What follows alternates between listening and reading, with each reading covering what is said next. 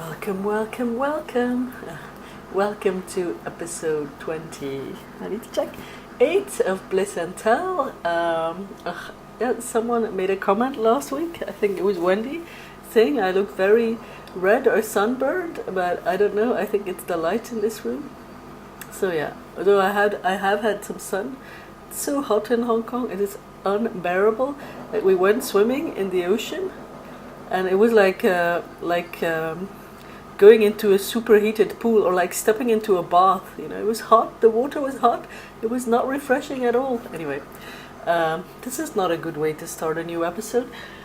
So yeah, it's Saturday morning, and I used to record on Fridays, but yeah, kind of changed my schedule a little bit, and yeah, I should really start recording on Fridays again, because this is the second Saturday morning that I've not been 100% because of activities the night before. So anyway, let's get on with it. I have a lot of questions today, so let's get started. My highlights of the past week. Well, I did a lot of writing. I had a great writing week, another good one, so I'm very pleased.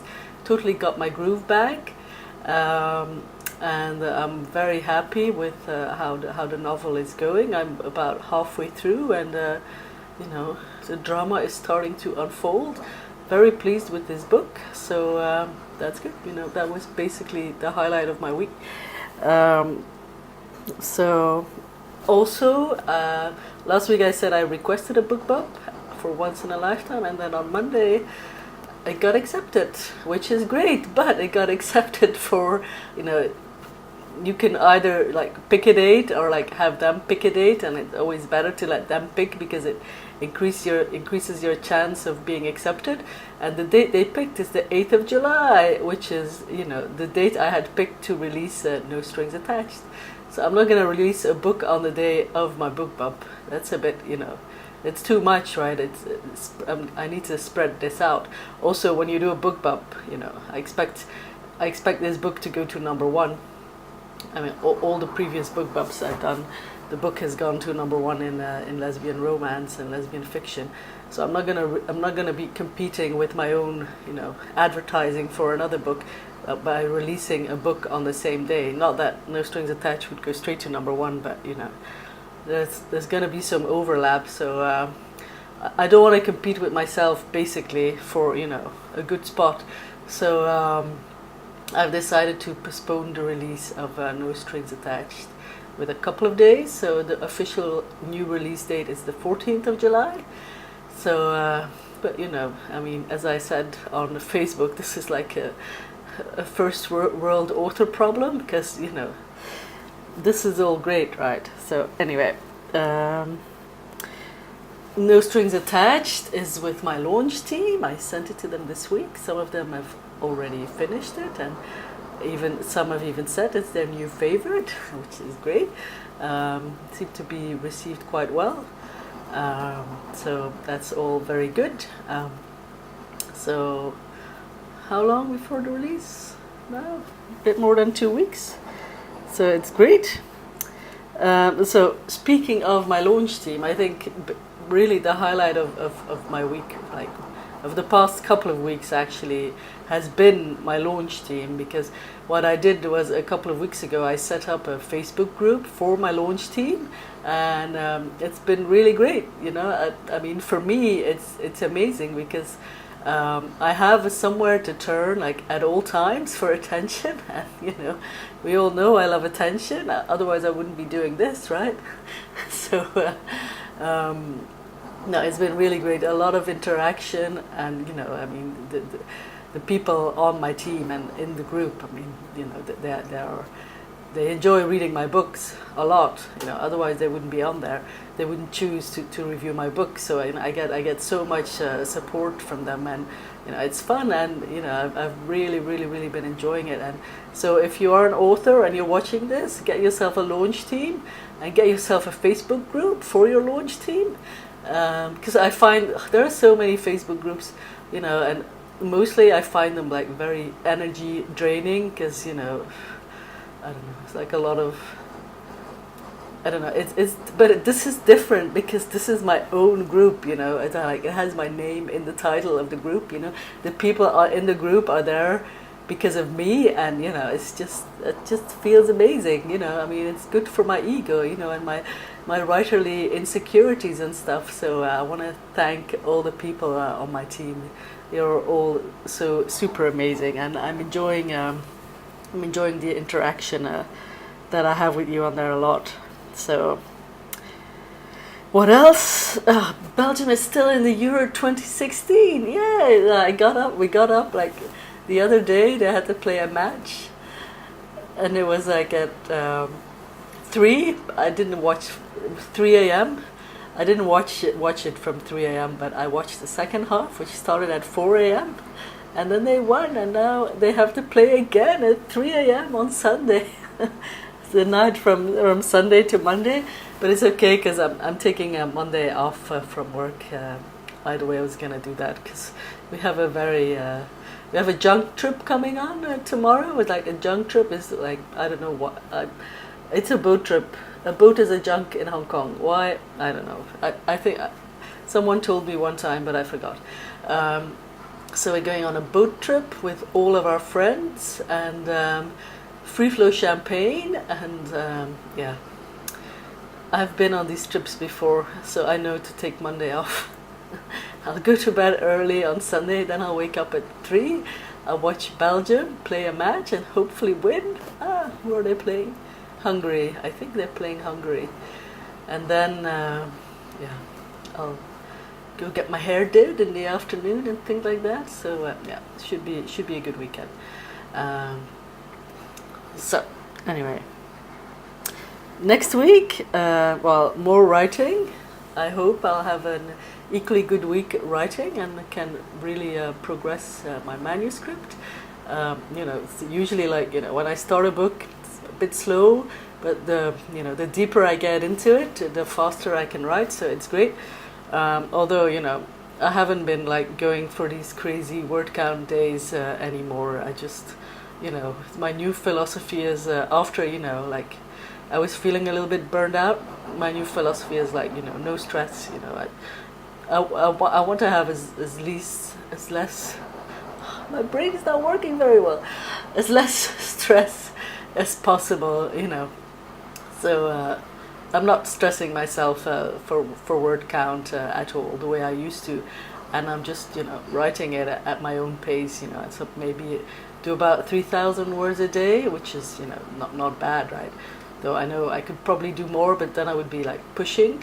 Also, I mean, this book is like extremely emotional, so you know, it takes a lot. You know, it's very draining to write it because, you know, I need to dig deep and give a lot while writing. So you know, I think I'll stick to a word count like that.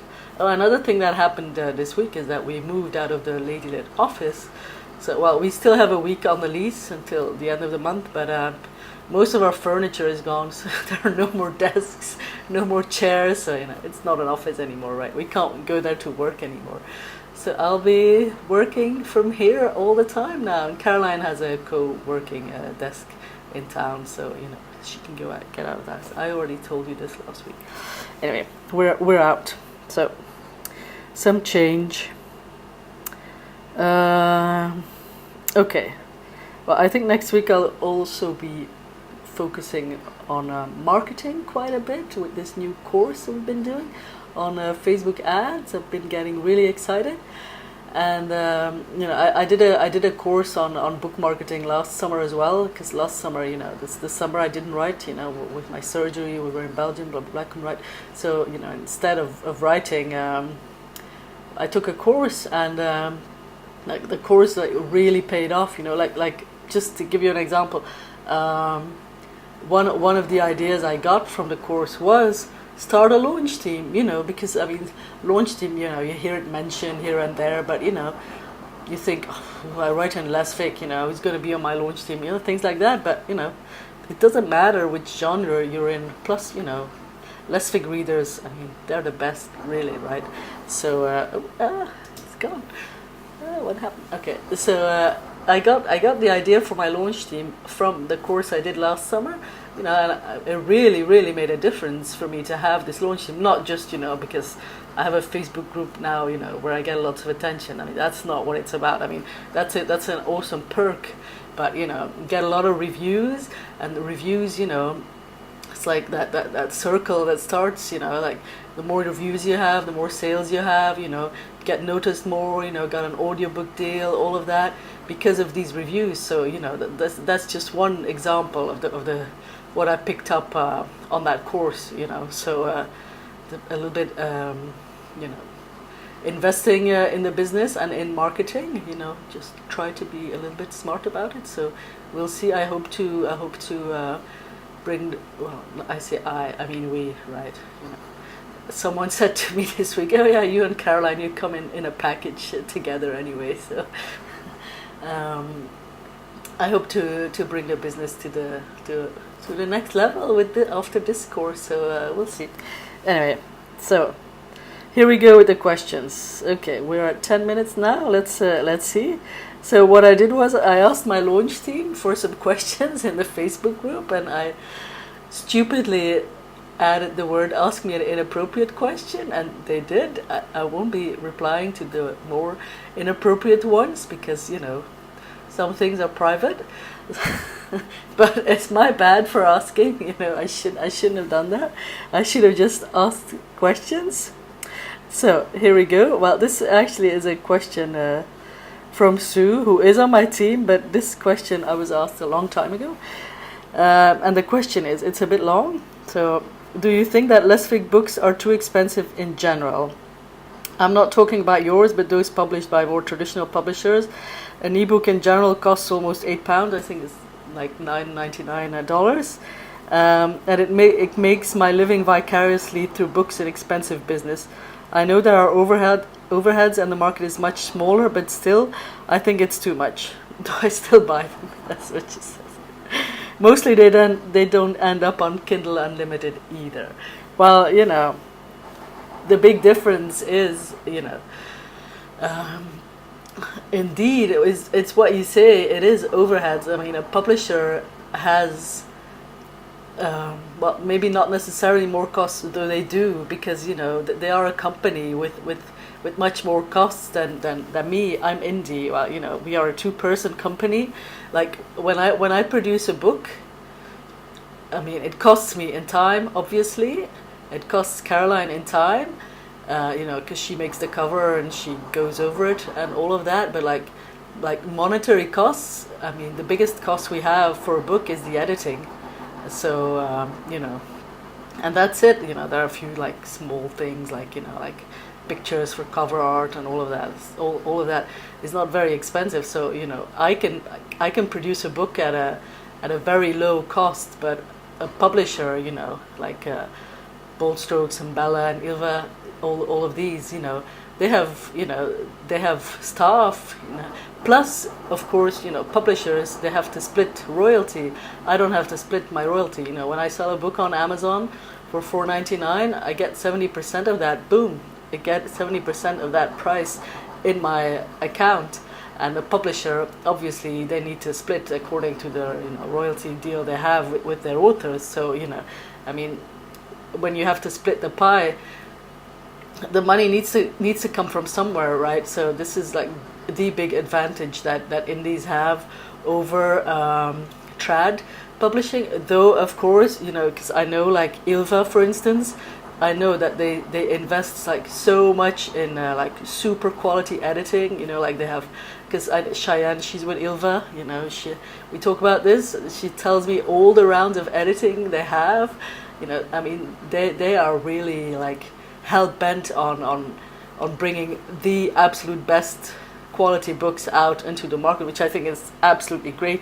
Because less-fic market needs quality books, right? So the better the quality, the better for everyone, right? So you will never ever hear me advocate like lesser quality books and less-fic, And I think one of the things with indie publishing is, I mean, I pay for one round of editing, like, so all the other stuff I do myself. Does this result in a lower quality book? You know, I mean, I have some typos slip through, all of that. Yeah, but I don't know, you know. I mean, what was I trying to say? I mean, I think what publishers do is they strive for a level of perfection that I'm never going to reach on my own, you know.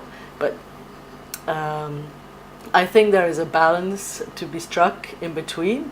But of course, you know, it's always going to be different for a publisher, right? Because they need, this is not a charity, you know, they need to make their money somehow. And yeah, you know, but also I think there's also like the other thing, like Ilva books, like take Jay's books for instance, you know, the average Jay book is like a novel by Jay, like 120,000 words, which is double of my books, you know. So you pay $9.99 for the words, right? You pay $4.99 for one of my books. I don't know, maybe because I mean they're both novels, but one is like double as long as the other. So you know, you pay if you count it per word, then it basically you pay the same, right? But I understand that perception is different, and you know it's a per book price, but. If you ask me, I don't think they charge too much. Also, I mean, you know, I follow the charts, right? High-priced books, they do well. You know, people are willing to pay the price. Of course, you know, when you read a lot of books, you know, when you read 2 or 3 books a week, it's expensive. You know, that's how it is. But you know, everybody needs to get paid in the end. You know, the author needs to get paid, editor needs to get paid, publisher needs to get paid, distributor needs to get paid, cover designer needs to get paid. You know, I mean, a book doesn't happen just like that, right? There's a lot of time and effort and money that goes into it, and you know, what's my point? My point is,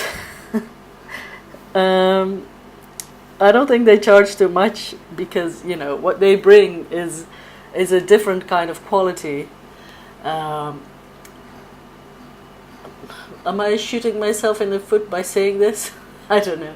I think the editing I get is pretty good. Plus, I have my launch team who pick out all the typos before I bring out my book. So plus also the other thing you said, Sue, the market is small, right? I mean, it's different, you know, like I know it's much more common like in thriller and mystery and general romance to have a book out for like $2.99, but it's different because, you know, like a lesbian bestseller, a bestseller on Amazon, I would say 10,000 copies is like about the maximum of what you can sell of any book. This is totally different for other genres, right? You know, you can sell many more copies, so but it maxes out in less fics. So yeah, so you need to charge a little bit more, you know. So I mean, I understand that it's expensive, but it's the price you pay for the product that you get. And I was gonna say something else. Oh yeah, about Kindle Unlimited. Well, that's a choice you make, right?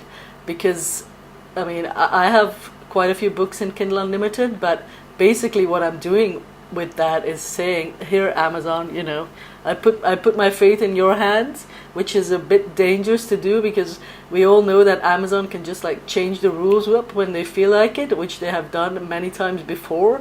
And you know, if your livelihood depends on your books, you know, you can get screwed. So I totally understand the decision to go wide. It's like I said, also not everyone buys on Amazon. There are still quite a few number of people who don't buy on Amazon. So yeah, these are all choices that we need to make. And what we do now is we put new books in Kindle Unlimited, but then after 6 to 9 months we take them out and we go wide just to have a bit of a presence on other platforms. So yeah, I hope I've answered your question a little bit in my usual long-winded fashion. So okay, I'll do another. Oh, it took me so long to reply to your question, Sue. So, okay, next one. Lisa, if you have ever been to the US, what state in the US have you visited? Could you see yourself living here ever? Okay, well, that's a good question. We have been to the US, been to New York, been to Miami, and then we did some West Coast, Portland, San Francisco, and LA. So we like did the the tourist thing, right? Drive along the West Coast, which was amazing. I think the US is like an amazing country, right? Plus, you know, without the US, I wouldn't be selling any books. I sell like 85, maybe 90% of my books. No, actually, I think I'm exaggerating because I do sell quite a bit in the UK, actually. So thank you, UK. But you know, the majority of my book sales are in the US. So and for a company, it would actually make sense to be in the US. I know I've talked about it. So we have. I just noticed that like these little dots on my shirt are like flickering. Ah, what the fuck? Okay, but I don't know. The US lately, things have been going a little bit crazy. Like it's out of control, right? I mean, are you gonna stay in the US if Trump becomes president? For Christ's sake, you know. First we have the Brexit. I didn't think that was gonna happen. I'm not gonna be talking about politics, right? But I never thought the Brexit would happen because I always like believe that, you know, people will come round in the end and like, you know, they will use their common sense more. But you know, now that the Brexit is happening, I'm beginning to think like shit. You know, Trump. You know, it might just happen. And you know, I have some friends here who are from the US, and they say like the US should actually be like two countries, like the coasts, and then like, you know, other areas that are not so. I have to be careful what I say. Enlightened. You know, it's all their guns and their religion, and you know, this is not how we grow up in Belgium. It's so, I mean, some things we just cannot wrap our head around. It's like impossible, and for that reason I would be quite reluctant to live in the US, though of course, you know, there are a few cities that I really, really like, and once we go nomad, we will be spending time in the US, like Portland. Well, I was only there for a couple of days. I really, really liked it. San Francisco, I loved it. So you know, I could see myself live on the beach in Santa Monica, you know. But I don't know, you know. We'll see. You know, maybe we go there. We stay there for a couple of months and we really like it, and then we might end up there. But and also I need to go see my beta reader Carrie, who lives in Texas. So I'm gonna go to Texas. But yeah, we will be spending time in the US, not in the coming year though. So because I just got health insurance and it did not include the US, so I can't go to the US because if something happens to me, I'm not insured. But we definitely have plans to go there. But you know, I don't know if we would ever live there. I don't know. I don't think so. But maybe if Hillary becomes president. So, okay. I hope that answered your question. I was gonna do a couple of more, but I've run out of time. It's too long. So, okay. Next time, anyone who asks me a question, thank you. I will get to it. Except if it was like really inappropriate and about my sex life, then I'm not gonna reply. Okay. So, thank you for watching, and you can send me more questions. And I hope you have a great weekend, and I'll see you next week. Peace out.